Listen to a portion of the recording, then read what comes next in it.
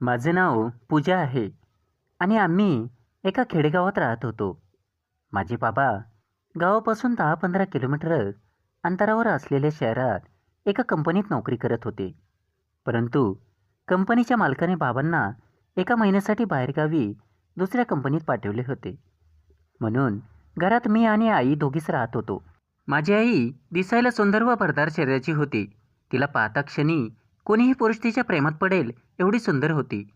माझ्या आईचे वय जवळपास 30 वर्ष होते. आता या गोष्टीला 2 वर्ष झाली आहेत. बाबा घरी नसल्यामुळे आई आणि मी एकाच खोलीत झोपत होतो. रोजच्या वेळी आई मला म्हणाली की मी स्वयंपाकघरातून पाणी घेऊन येते, तू झोप. मी बेडवर झोपले, पण मला झोपच येत नव्हती. रात्रीचे 12 वाजले होते. माझी आई रोज 5 मिनिटातच पाणी घेऊन यायची. परंतु आज आईला जाऊन अर्धा तास झाला होता. म्हणून मला आईची काळजी वाटू लागली आणि रात्रीची वेळ असल्यामुळे मला एकटीला खोलीत भीती वाटू लागली. त्यामुळे मी उठून खोलीतून बाहेर आले आणि स्वयंपाकघरात गेले. परंतु आई तिथे नव्हती. म्हणून मी परत खोलीत येऊ लागले. तेव्हा मला बाजूच्या खोलीतून कोणाच्या तरी बोलण्याचा आवाज येऊ लागला आणि खोलीतील लाईट चालू होता, पण दरवाजा आतून बंद होता. माझ्या मनात विचार आला की खोलीतील लाईट चालू आहे, मग दरवाजा आतून बंद का आहे आणि आई दरवाजा बंद करून खोलीत कोणासोबत बोलत आहे हे पाहण्यासाठी मी खोलीच्या खिडकीजवळ गेले. मी खिडकीतून आतमध्ये डोकावून पाहिले तर आईसोबत एक अनोळखी पुरुष होता. तो पुरुष खूपच देखणा आणि धष्टपुष्ट शरीराचा होता.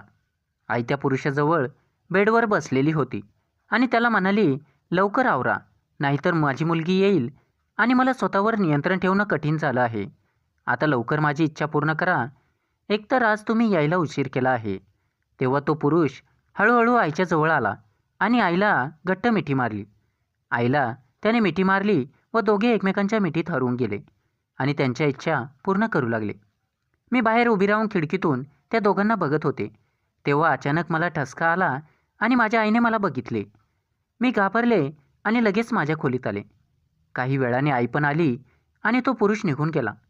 आई खोलीत आली तेव्हा खूप घाबरली होती. तिच्या माझ्या नजरेला नजर मिळवण्याची हिंमत नव्हती. आईने खोलीचा दरवाजा बंद केला. त्यावेळी रात्रीचे 2 वाजले होते. मग आई फ्रेश होण्यासाठी बाथरूममध्ये गेली आणि मी बेडवर पडून झोपण्याचं नाटक करू लागले. आई फ्रेश होऊन आली आणि म्हणाली, पूजा, तू बाहेर काय करायला आली होतीस? मी आईला म्हणाले, मी बाहेर नाही आले आई. मला म्हणाली, खोटं बोलू नकोस, तुझ्या खोकलण्याचा आवाज ऐकला आम्ही आणि तुला बघितले होते. तू आम्हाला बघत होतीस. आई म्हणाली, खरं सांगू, तू काय बघितलंस? मी आईला म्हणाले, काही नाही आई, मी तुला पाहण्यासाठी आले होते, कारण खूप उशीर झाला तरी तू पाणी घेऊन आली नाहीस. माझी आई मला म्हणाली, बघ, खरे खरे सांग की त्या खोलीच्या खिडकीतून तू काय बघितलंस? तेव्हा मी आईला सर्व काही खरं सांगून टाकले. आई मला म्हणाली, बघ, आता तू जे पाहिलंस ते तुझ्या बाबांना किंवा कोणालाही सांगायचे नाही. जर तू बाबांना हे सर्व सांगितले तर बाबा मला घटस्फोट देतील आणि घरातून काढून देतील आणि सगळे लोक, नातेवाईक आपल्याला नावं ठेवतील. त्यामुळे बाबांना काही सांगू नको. आई रडू लागली. तेव्हा मी म्हणाले, ठीक आहे, नाही सांगणार बाबांना काही. तेव्हा आई म्हणाली, तुझे बाबा गेल्यापासून मला हवं असलेलं सुख मिळत नाही आणि तेच सुख तो पुरुष मला देतो आणि आज आपण त्या पुरुषामुळेच आनंदी आहोत. तेव्हा मी आईला म्हणाले, कसं काय आणि हा पुरुष कोण आहे? तेव्हा आईने मला सांगितले की तू 2 वर्षाची असताना खूप आजारी पडली होती आणि तुझ्या इलाजासाठी आमच्याकडे एवढेसे पैसे नव्हते. तेव्हा त्या पुरुषाकडून बाबांनी घेतले होते. हा पुरुष शेजारच्या गावचा सावकार आहे आणि तो खूप श्रीमंत आहे आणि आपली परिस्थिती गरीब असल्यामुळे आपण त्याचे पैसे परत करू शकत नाही. म्हणून मला त्याच्या सर्व इच्छा पूर्ण कराव्या लागतात आणि तुझे बाबा घरी नसल्यामुळे मला देखील त्याची सवय झाली आहे. एका आठवड्यापूर्वीची गोष्ट आहे. मी रात्रीच्या वेळी हॉलमधला लाईट बंद करून दरवाजा बंद करू लागले. तेव्हा अंधारामध्ये कोणीतरी मला अचानक धक्का दिला. तेव्हा मी लगेच लाईट लावली आणि बघितले तर समोर सावकार होता. मी त्याला म्हणाले, तुम्ही इथे? त्यांनी मला सोफ्यावर ढकलून दिलं आणि माझ्या तोंडावर हात ठेवून मला म्हणाला, तुझा नवरा नेहमीच बाहेर असतो आणि त्याच्याकडून माझे पैसे फिटत नाही. आता त्या पैशाची परतफेड तू करायची. मी त्याला म्हणाले, मी कुठून देणार तुमचे पैसे? तेव्हा तो म्हणाला, पैसे देऊन नाही तर मला हवं असलेलं सुख देऊन. नंतर तो म्हणाला, तुझी मुलगी पण झोपलेली आहे आणि तुला वाचवायला कोणीही येणार नाही, त्यामुळे आता गुपचूप राहा आणि माझी इच्छा पूर्ण कर. तो मला म्हणाला की आता गप्प राहण्यातच तुझा फायदा आहे. असं बोलून त्याने 3-4 वेळा माझ्यासोबत आनंद घेतला आणि सावकार तिथून निघून गेला. तेव्हा माझ्या डोळ्यासमोर तुझा चेहरा आला, कारण तो सावकार धष्टपुष्ट शरीराचा आहे आणि त्यामुळे मला वाटले की जर मी त्याचे ऐकले नाही तर तो तुझ्यासोबतच, आणि तू हे सगळं सहन करू शकणार नाहीस. म्हणून तेव्हापासून मी रोज रात्री तू झोपल्यावर त्या खोलीत जाऊन येत असते. आणि आज तू बघितलेस, आई मला हे सगळं सांगत असताना मी शांतपणे ऐकून घेत होते. आई मला म्हणाली, खरं सांग की तुला मला आनंद घेताना पाहून कसे वाटले. मी आईला म्हणाले, आई तुम्हा दोघांना एकमेकांच्या मिठीत पाहून माझ्या अंगात काहीतरी वेगळंच संचारलं होतं, कारण मी याआधी कधीच तुला आनंद घेताना पाहिलं नव्हतं. तुम्हा दोघांना पाहून खूपच खुशी होत होती. आई मला म्हणाली, तू आम्हाला आमच्या इच्छा पूर्ण करताना रोज पाहू शकतेस. मी आईला विचारले, आई पण तो सावकार रागवणार तर नाही ना? आई मला म्हणाली, नाही, तू गुपचूप खिडकीतून पाहायचं आणि जरी त्याला कळालं तरी तो काही म्हणणार नाही. तो खूप चांगला माणूस आहे. मला तर आता खूप आवडतो. मला त्याच्यावर प्रेम झाले आणि मी त्याच्याशिवाय राहू शकत नाही. असं वाटते की त्याने मला कधीच सोडून जाऊ नये. आणि तसंही जे काम तुझ्या बाबांनी करायला हवं ते सावकार करत आहे. त्यामुळे असं वाटतं की त्याने माझ्यासोबतच राहावं. जर का त्याची बायको इथे असती तर त्याने माझ्याकडे बघितलं पण नसते. परंतु त्याच्या बायकोने त्याला घटस्फोट दिला आहे आणि त्याच्या इच्छा पूर्ण करण्यासाठी कोणी नाही. मी आईकडे बघून स्मित हास्य केलं. तेव्हा आई लाजली आणि मला म्हणाली, आज मी खूप थकली आहे, त्यामुळे झोप आता. त्या दिवसापासून रोज रात्री मी आईला आनंद घेताना पाहत होते. घरात मी आई बाबाला कधीच इच्छा पूर्ण करताना पाहिले नव्हते. जेव्हा बाबांना सुट्टी असते तेव्हा ते त्यांच्या मित्राबरोबर वेळ घालवतात आणि रात्री घरी आल्यावर मी खूप थकलो आहे म्हणून गाढ झोपतात. आणि म्हणूनच आई त्यांच्या सुखासाठी तरसत असेल, असा विचार करत करत मला कधी झोप लागली कळलेच नाही. दुसऱ्या दिवशी रात्री आम्ही दोघी जेवल्यानंतर मी हॉलमध्ये टी व्ही पाहत बसले होते आणि आई स्वयंपाकघर आवरत होती. आईचे सर्व काम आवरल्यावर आई मला म्हणाली, चल माझ्याबरोबर. मी टी व्ही बंद करून आईसोबत तिच्या खोलीत गेले. आम्ही दोघी खोलीमध्ये गेल्यावर आईने फ्रेश होऊन गुलाबी रंगाचा नाईट गाऊन घालून मेकअप केलं आणि केस मोकळे ठेवले आणि सावकाराची वाट पाहू लागली. आई मला म्हणाली, तू तुझ्या खोलीत जा, ते थोड्या वेळात येतील. तेव्हा हळूच खिडकीजवळ येऊन बघ. आता तू माझ्यासोबत आहेस ना, मग त्यांना उद्यापासून लवकरच यायला सांगेन. मी माझ्या खोलीत जाऊन बसले. तो सावकार जवळपास अर्ध्या तासानंतर आला. तो घरात येताच मी घाबरले. मला खूप भीती वाटू लागली. मला वाटत होतं की मला बघून तो काहीतरी म्हणेल किंवा आईवर रागवेल.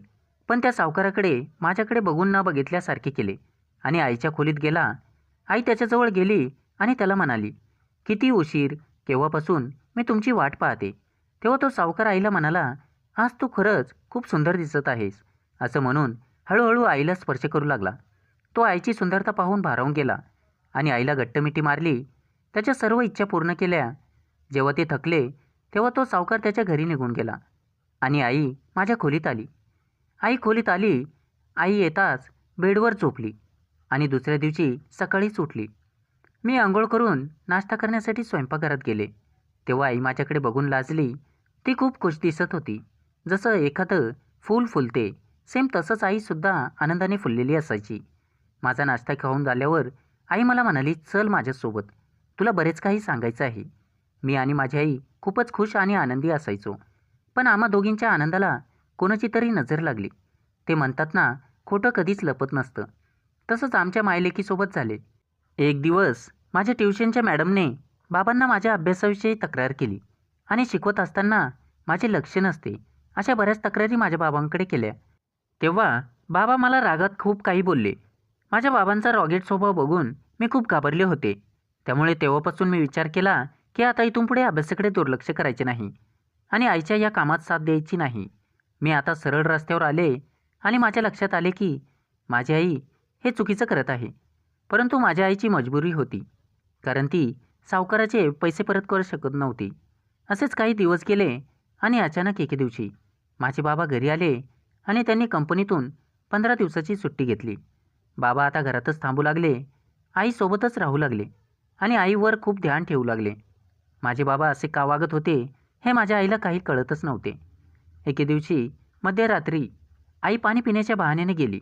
तेव्हा अचानक बाबाला जाग आली आणि आई खोलीत दिसली नाही म्हणून लगेच बाबा तिला पाण्यासाठी खोलीतून बाहेर आले.